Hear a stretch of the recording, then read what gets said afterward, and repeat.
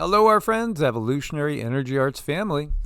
Hello there, welcome back. Welcome back, guys. So, our own Xenomorph, known by many names, actually, sent this to Cindy. And this is just too good to not talk about. But at the same time, this could turn into many hours, depending on how deep we want to go. But let's break it up into pieces and do smaller videos. And I want to share this with you guys because this is fun. When you've cut yourself, you've never leaked water out of yourself, which is so weird because you're 70% water. Well, what do you mean? What's blood? Blood is not from the cell, right? And so you'll have blood, which is a liquid state, but it's outside of the cell. We can do huge surgeries with almost no bleeding. And so you're cutting through massive amounts of tissue. Heart surgery is just so dramatic. And there is no leak. There's no water there because it's not a liquid state. It's actually in this fourth phase of water, which looks like a dense jello. And what it is, miraculously, is a crystalline structure of that H2O. And that crystalline structure lines up along the DNA of the strand of the virus or the human DNA that you received from mom and dad to create an antenna system. And so the vibration of water around the double helix of the completed human DNA creates a vibrational antenna. And now when you hit that with light energy, it vibrates at a very specific frequency. And I believe that what gives you the ability to wake up every day thinking you're Aubrey and not me is not actually a cognitive process. It's actually a vibrational event where you always know. And if somebody came along and said, your name's not actually Aubrey, your parents lied to you, your name's Phil, that's no problem for you because you say, all right, I'm actually Phil, but you haven't lost track of who you are at that biological level because you're still the same frequency of resonance. Right. So it's not, it doesn't dumb down to, well, that's my name. No, there's an awareness of self. There's a coherence of memory of your body that's held at the water structure and its resonance around the DNA strand. Memory's all in the water. Whoa. Memory's all in the water. We've never found a database in the brain or peripheral nervous system that allows for long-term memory. There's no structure. We have short-term memory in the hippocampus, which is a tiny little, size of an almond in the side of the brain. That's where we do short-term memory processing into long-term memory, but it disappears into this black box of long-term memory. We don't know where the hell that's happening in the neurology side, but we know through, water structure that water carries memory at the molecular level in an exquisite state. The point being, vibration affects structure, and the memory of water is in this interface between the crystalline structure of the gel state of water in our cells and that electrical vibration from sunlight, from food, translation into energy, all of these things. We're creating a new potential for human biology to have a genetics that then will wrap the water in a new state where we start to lose the memory of all the trauma, the emotional BS, the denigrating belief systems, and our water itself starts to get stripped of that negative information. And the water structure in the cell of somebody who has freed themselves of fear and guilt, who has cancer, is likely to free themselves of that cancer because they are vibrating at a higher frequency. And so it's very intriguing that by the end of this decade, wouldn't it be interesting if there was at least a large segment of the population that started to be able to hold more light energy in the water structure of the human cell than's ever happened before? Yeah. Your water is remembering the original math. And so sound healing works. If you've seen the sound vibration on an effect of a pool of water, and see the different sacred geometry that emerges with different notes. Or with sand on a plate. Sand on a plate. Yeah. You can see this beautiful sacred geometry, which is reflected in the structures of the universe, the way that supernovas occur in the vacuum space. All of these sacred geometries happen all over the place due to vibrational input into the, in this interface between the physical world and the quantum world. And so the sound is a vector of remembrance. Sound is a vector to create the vibrational shape that becomes an antenna. And so that sacred geometry picks up universal information that's beaming down on the planet through gamma ray and all sorts of, electromagnetic field radiation from the universe. And I believe this is actually how astrology works, is that the stars and their positions, the planets and theirs, the position of our planet with regard to that massive nuclear event that we call the sun, at the moment of our birth, is setting our water structure into a very specific vibration. And from that moment forward, we will receive all of the energetic information of the universe to the tune of that sacred geometry. That is just so much fun. It's just so much fun. Really, when you look at like the first videos I ever did, it was all about this type of stuff, this type of exploration, explorations in consciousness and human potential. Again, all we ever have is this moment, but this moment is everything. It is everything. And, when he talks about memory, and where to find memory, that's fascinating too, because when I do work on someone, I'm working around in their energy field and I have my tuning forks. I'm listening to them. I'm listening to that conversation. If somebody says, I had a car crash here when I was 26 and I'm not done processing it, can you put your tuning fork in there and please help me process this so that I can move forward? That's what I do. So I just love this. This is why I got into this work. It's so fun. I could verify that with her too, because I mean, when she worked on me for one of the first times, she was like 3 feet off my left shoulder, and she was finding something from a specific time in my past. I've seen her do this before. It's really, really cool. Well, the body speaks, the body talks. And then this also, I really wanted to point out too. If you remember one thing, please remember this. Your blood knows what you're thinking. Your blood does not ask for permission. It takes instruction. So please think happy thoughts. Be kind to your mind. What our friend Wayne says in every video, be kind to your mind, because your mind is sending that signal through your blood and your blood is then recording that. And then the vibration goes out into the world and the world reads it. Mm-hmm.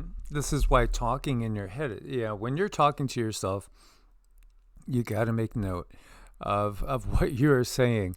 Negative feedback loops are just so incredibly destructive. And so we take control of that. That's why we have our practice the way it is. And, today, again, one of the first things we did was doing our mantras, which takes us into a positive building zone, a mental state, not more than a mental state, though. It's more than an emotional state. It's a literal physical state of being that I believe, again, these Sanskrit mantras were given to us in the previous Bronze and Silver Age as a way to hold on to high frequencies throughout the Kali Yuga. And now we're returning to the Bronze Age. So, knowledge is just going to be so much more readily available. We're not in the dark anymore. And this is part of it, this type of understanding that will branch out into the world in ever higher degrees, with more and more people understanding that this is really how the universe works. Dr. Emoto's work, if you have not looked him up, he changed my life. He got me on this path, and you become what you're exposed to. So if you're used to negative self-talk and you don't know how to get out of it, I can just give one suggestion would be, would you say that to a very innocent 3 or 4-year-old who understood the basics of what you were saying? Would you dog them? Would you be mean? Would you call them names? Would you call them stupid, dumb, all of these things? No, you would not say that to an innocent 3 or 4-year-old. So you are that innocent 3 or 4-year-old because, like I said, the information in your body cannot discern. It doesn't know that you really don't mean it. It believes that, so it's going to put out that vibration, and that thing is going to come to you because that's what you're calling into the universe. Do your best to bring yourself out of a bad space. That is so, so very important. Yes, we do need to process appropriately, but sometimes you're not ready. Find another path out of that state of mind. So important. And it's stressful too, because sometimes you get stuck in those feedback loops and you can't control it. It is so hard. So believe me, I speak from experience. Yeah, you are never in too much of a rush to ignore your whole purpose for existence. Again, we get sidetracked by what the world tells us that it expects from us. But we're here because we expect something from ourselves. So, you are worth it. It's important. The other part of this is understanding the makeup of the elements too. So when he's talking about this, we're really just talking about as we're physically embodied. If you are familiar with the term aether, the ether, a classical element according to ancient and medieval science, but other belief systems too. It's just a given in yoga, that it's just basic knowledge that the 4 elements come out of the ether. The ether has all the elements in it, and it comes before the other elements. And this is something that was removed from our science because this gives away so much. They can't have the masses understanding this, but we understand it again. And more people are understanding it again. This is, why their science, their Western science, has always had these holes and gaps. It's because they've omitted things purposely from our understanding, because then we start to understand that we hold all the power in really our belief constructs. So again, these negative constructs, they're never doing any good. When you're looking at negative constructs that, put people down for just being born, there's no good in that. There's no good in tearing somebody down to become a Marine or, in the military. The way that they're tearing them down with all sort of negative fear-based conditioning. No, it's just getting somebody to serve a different being's purpose, which is not your own original purpose. Unless you decided to put yourself into that type of situation in order to overcome it. Yes, the ether, it's everything. Is understanding this, understanding sacred geometry. He was talking about that, the platonic solids. Again, the frequencies, because again, the frequency, it's really the dance of light and sound that gives us everything, the interplay between them. So understanding this, again, the ether comes before any of the other elements, and our consciousness comes before the physical body. It's not brought about by the body. It exists, you could think of it as, the consciousness is like Wi-Fi out there, just going around everywhere, not necessarily in a physical form, but we take a physical form. And of course, Tesla, he was one of the ones that so many people have been fascinated by. He understood this. He said it explains the causes and motions of heavenly bodies under its influence so satisfactorily that it will put an end to idle speculation and false conceptions, such as curved space. Only the existence of a field of force can account for the motions of the bodies as observed, and its assumption dispenses with space curvature. All literature on the subject is futile and destined to oblivion. So are all attempts to explain the workings of the universe without recognizing the existence of the ether and the indispensable function it plays in phenomena. And again, it's kind of the intermediary between the higher dimensions and this dimension.